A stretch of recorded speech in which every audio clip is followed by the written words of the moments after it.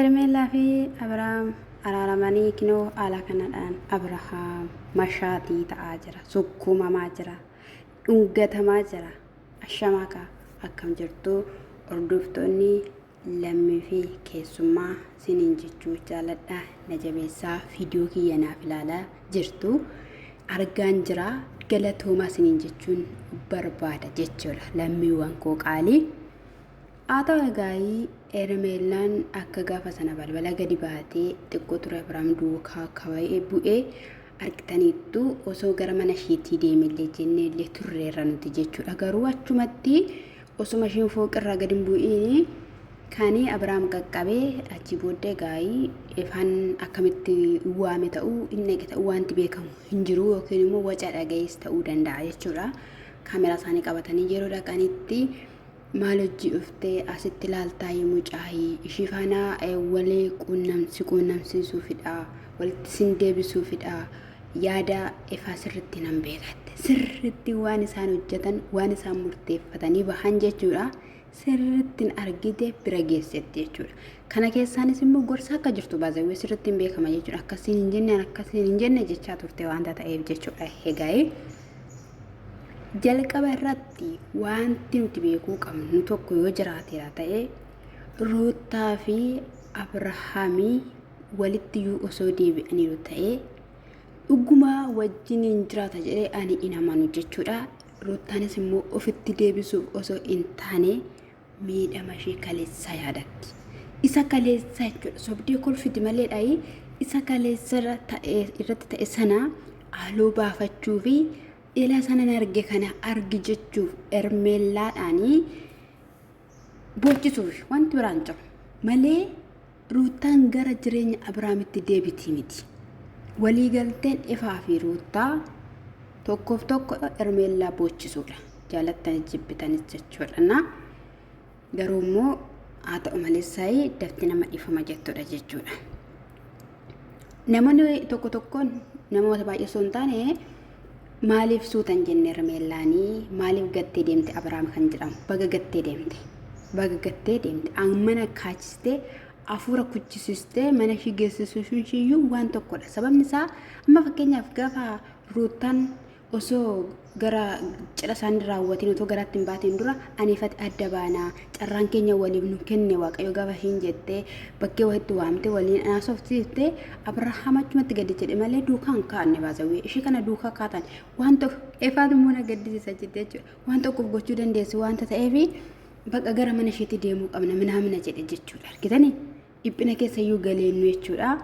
Sana booda Abrahaam dhaabate cannaqamuu yaaduu gaafa inni jalqabu mucayyoon akkatti ishiin diddichitee mana geesse isaanis mana gaafa dhaqan balbala reebanii gaafa balbala reebanii jedhanii xiqqoo turte balbala jalaa saatte jechuudha. Maaliif hin tasgabbooftu maaliif Abrahaam garuu jechuudha siyafa dhugaan siin jedhe baay'ee siyafa baay'ee jechuudha.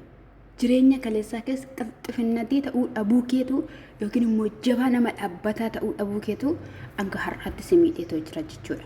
Indee fakkeenyaaf warreen biyyoota garaagaraa jiraatanii jechuudha. Jaalallee yookiin immoo abbaa manaa biyya keessaa qaban ilaalame fageenya irratti wal amananii fageenya irratti jechuudha jabaatanii bakka ishiin dubaraa dubartii taate inni dhiiraa immoo dhiira ta'ee kan deebi'anii walitti qulqullummaa kabaja isaaniitiin walitti galanni jiru jechuudha. Intaanati bakka Abrahaam inafa dhugaan siniin jedhe inafa baay'ee safaaniin Ermeellaan amma yaadni ishee jechuudha bakka kamitti akkan argan yookiin immoo kashiif qofa ta'e akka inni jiraatu kan ishiin barbaadu jechuudha amanamummaadhaan. Isa biraan immoo gaafa dhaqee Abrahaam jedhu bakka ishiin baay'ee tokko yaaddoo keessa galtee homaas dubbachuus hin barbaanne ifaadhaanis waan tokko akka ishiin jette beekamaadha. Bakka ati naaf hin hubattu taanaan ati naaf hin yaadne taanaan eenyu naaf haa yaadu anaan akka akkasitti na waamanii jedheen jechuudha. Viidiyoo sitti agarsiisuu nan danda'a. Anatu waame anatu kottee dheeni waame akkasitti na lukkubee naan jedheen na waamanii jechuudha. Abrahaamii yeroo kana keessatti booda bakka osuma waan jettu osuma waan lalamtu maalutuma jettu ofitti qaqqabee gaafa hin jedhu bakka dhiifama gooteef jechuudha. Dhiifama gootee fi gadi teessee bu'uuf eegaltee hin boo'inii. Ani eessayyuu si jalaa hin deemu. Ani eessayyuu si jalaa hin naqu. Kan inni jedheen jechuudha. Eessa naqu miti. Iddoo ati dhaqxu argaa jirra jechuudha. Gidduu garmaamta. Kan gidduu si garmaamsisus immoo ni beekna dhala kee sanadha. Mucaa sanadha jechuudha malee haala kanaadhaan asii asha'amtee ofitti qabee garuu efaan jechuudha. Qixxillee irri dibbin hidhetum taa'ee qubate. Ani fuuluma efaan ilaalaa ture ani jalatti warra wal sukkuumtu osoo hin taane efaan ilaalaa ture jechuudha. Na waan godhu dhabee bakka wanneedha booda bakka ishiin gafa ofitti qabdee haammattee innis haammatee jedhu sirriitti hin qabdee taa hammaree sirriitti ammoo jennaan sirriitti hin qabeera jettee ammayyuu akka wanti biraa jirudha jechuudha. Kun ergaa akkatti maa jira ifaan siniin galli malee ergaatti maa jira jechuudha. Kanaafiyyuu ani osoo akka kiyyaatee jechuudha dhugaa dubbachuuf taanaan jechuudha akka nama tokkotti bakka bakkee wayii tachisiquu qaba tura biraa ji'u lama wayii ji'a tokko wayii osoo irraa fagaatee macheem calleedha jireenya isaa jiraachuu eegalee namni isa tuqu hin jiru. Garuu immoo jireenya mataa isaatii hin eegalleedha jedha malee si jammarra hin eegalle. Namni jireenya mataa kooti bakka nagaa heera jireenyichi mucaa koo duwwaadha achi kan jiru jedhee akkanatti miti baasawwee jechuudha. Akkanatti miti jechuudha. Innaa Ermeellaan jechuudha bakka inni ciisee jiru kanatti too ija isaatti jechuudha tsabala wayii raccaatee bareeda ture jechuudha. Bareeda ture. Minamni akkatti too sukkumamu akkatti cididditti jedhee fi jireenya baasawwee dhufte Ermeellaan min ji'a meeqa gara ji'a kurnaffaa qabatti natti fakkaate. Guyyaa gaaf tokko gaafa isheen Abiraam gaddisiistu hin argine. Abiraam wanta sifachi sussuka malee jechuudha. Bagatti natti dhufte dhugaa rabbi dhiira isheen waaqa. Buna dhuguu ni nafe misaa nyaachuu ni nafe. Achi keessa sila waan baay'eetu jira ture baasawwee jechuudha. Booda bakka kaa'e isaan dhiifama waliif godhanii kan nama ajaa'ibu immoo efaayyuu dhiifama gaafatte miskiina jechuudha. Dhiifama yoo si gaddisiisee jennaan Abiraam illee dhiifama. Jetteeni naga bakka na dhibbistee mataan na dhukkubaa jira na cannaqamaa jira innaan silansi cannaqeef dhiifama silansi taasiseefis immoo dhiifama wantichi suni achi dhumeeraatti hin beekaa isa biraanis immoo waan biraa sirratti raawwatu jedheenaan bakkee iddoo jennaan dhaqe baay'ee lapheen koo na miidhama baay'ee si yaada ruuttaan kana dura waan baay'ee waan sirratti gootee simiitee beektuu fi akkasumatti simiiti jedheenanii amana isa kanaafiyyuudha malee ani waan biraa miti akkati of eeggattuudhaa fi akkati waan hundumaatiin iyyuu qophaa'aa taatu yeroo kanatti immoo baay'ee tokko na barbaachista hanaanii daqiiqaa tokko daqiiqaa lama sadii fi akkati na biraa fagaattu hin fedhu hin barbaadu akkas kino akkas inni kumantiin tokko maal jedha sitti fakkaate na afaan oromoffaatiin nan kolfan ture ani eddanii viidiyoo Ermeellaa ilaaluu eegalee abbaa manaa koo baay'een jaalachaa dhufee jette tokko. Inni kolfa dhugaa dubbachuuf taa'an jechuudha. Ani jaalala akkanaan agarree baasawuu jechuudha. Ani jaalala keessa darbera garuu nagarran akkuma obboleessaatti seerasii wajjin hin turre malee saayii akkattiin sossobuu dhungachuu ofitti qabuu maalii hin jiru wanta akka seerna bira. Garuu dhuguma dhugaa dubbachuuf tana waan addaati mashat iddoonni mataan na jaanjanii dhukkuba minaamina inni jedhetti jechuudha isheetti gootee fi kinoala kanaan irra ciisee jechuudha. Isayyuu immoo iddoo ciisichaa filata.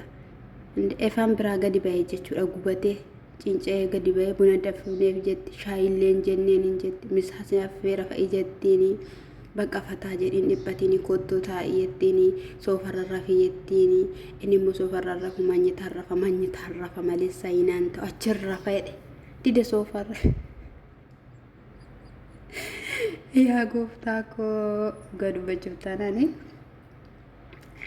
guyyoota muraasa waan ta'u hin beeknu inni kun garuu nama gammachiisa yeroo ta'an booda wanta ta'amu hin beekamu akka odeeffamaa jiruttis immoo buziyyeen fa'i kaleessaa iyyuun fa'i Abiraam dastaan gidduutti rakkachaa jira. Abiraam deebi'uu barbaada yeroo taateennan jireenya Ermeellaa faanaa keessatti gammachuu qaba hin feenu hin barbaannu jireenya mataa isheetii haa jiraattu otoo dasitaa fanayyuu jireenya eegaltee Abiraamiif boqonnaadha jette. Abiraamiif boqonnaadha. Basee boqqotoo ishiin Abiraamitti mucaa kennite yookaan Abiraam akka guddisu beektu miti akka guddisu beektu qaqqatti godhee guddisaa jechuudha.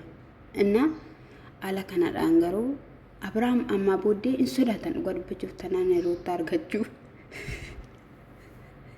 in sodaatan jedheen kaameraa himaan wani kaameraa himaan haadhoon kee dhugaa rabbii ennaayyuun akkatti ammas segoota gisa tokko ba'imee afaan keessa dhungachuudhaaf jettee ani safa ekkattan jibbu afaan keessa dhungachuudhaaf kaatee fa'ii jechuudha deebistee jechuudha bishaan hin taane haadhoon kee